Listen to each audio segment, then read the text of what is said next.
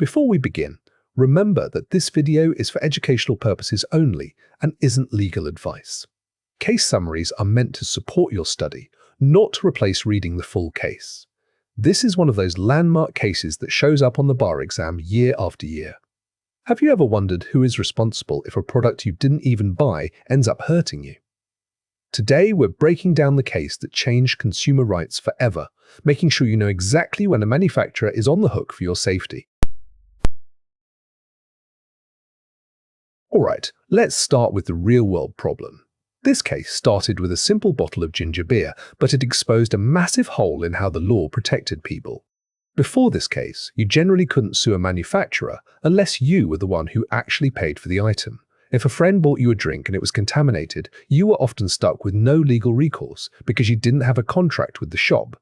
This privities rule meant manufacturers could be careless as long as they didn't sell directly to the end user. Understanding this helps you see why modern consumer laws are so much more protective. In the 1932 case, the ginger beer was in a dark, opaque bottle, meaning the consumer couldn't see the decomposed snail inside until it was too late. This is a classic example of a defect that isn't discoverable by a reasonable inspection. Today, this reminds us that manufacturers are extra responsible when the consumer has no way to verify the safety of the product before using it. If you can't see the danger, the maker may want to ensure it isn't there. The claimant in this case suffered from both physical illness and severe emotional shock after seeing the snail. When evaluating a modern injury claim, it's important to look at the full scope of the damage, not just the immediate medical bill. Many people overlook the psychological impact of a product failure, but the law recognizes that these are real costs. Documenting both physical symptoms and emotional distress is a critical first step if you're ever in this situation. This is where the law shifted from buyer beware to maker beware. It's the framework we use to decide who is responsible for your safety. Lord Atkin's neighbor principle defines your neighbor as anyone so closely and directly affected by your act that you ought to have them in mind. In a business context, this means a manufacturer's neighbors is every single person who might reasonably use their product.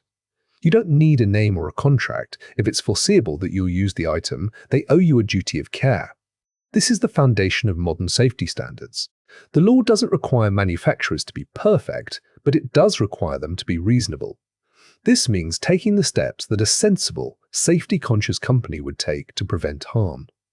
If a company skips a standard quality check to save money, they're likely failing this test. When you're looking at a faulty product, ask yourself, did the company follow industry standards or did they cut corners? This principle ensures that the responsibility follows the product all the way to the person who actually uses it. Whether you bought it at a store, received it as a gift, or found it in a shared space, the manufacturer's duty remains. This eliminates the middleman excuse where a factory tries to blame the retailer for a defect that happened during production. It keeps the liability where the control is. Quick reminder, this is a study summary, not legal advice. Always read the full judgment for complete context and nuance. How do you know if a product failure is just bad luck or actual legal negligence? Look for these specific warning signs. An isolated incident might be a fluke, but a systemic failure in a production line is a major red flag for negligence. If a company knows their machinery is outdated or their staff isn't trained, they're essentially inviting a breach of duty. When researching a faulty product, check if there have been similar complaints or recalls. A pattern of issues often indicates that the manufacturer isn't taking reasonable care. Sometimes the product isn't broken, but the instructions are potentially concerning. A manufacturer has a duty to warn you about risks that aren't obvious. If a cleaning chemical doesn't mention it needs ventilation, or a toy has small parts without an age warning, that's a breach of the neighbor principle. Always look at the packaging. If the hidden danger should have been disclosed, you may have a claim. In food and beverage, contamination is the ultimate red flag. Whether it's a foreign object like the snail in the ginger beer or chemical leaching, the manufacturer is responsible for the integrity of the sealed environment. If you find something that shouldn't be there, don't throw it away. The physical evidence of the contamination is often the most valuable part of your case, as it proves the breach of duty happened at the source. Taking action isn't always easy or cheap. You need to weigh the potential outcome against the practical costs of pursuing a manufacturer. To prove a manufacturer was negligent, you often need an expert to testify about how the product should have been made. These experts can be very expensive, sometimes costing more than the value of the product itself. Before starting a legal battle, calculate whether the potential damages will cover these professional fees. In many cases, joining a class action or seeking a settlement is more cost-effective than going it alone. You have to prove that the manufacturer's mistake actually caused your specific injury. If you got sick after drinking a soda, but you also ate raw eggs that morning, the company will argue that the eggs were the cause. This is called causation. It's often the hardest part of a case to prove. Be prepared to provide medical records that specifically link your symptoms to the timing of using the faulty product. Legal cases against large corporations can take years to resolve.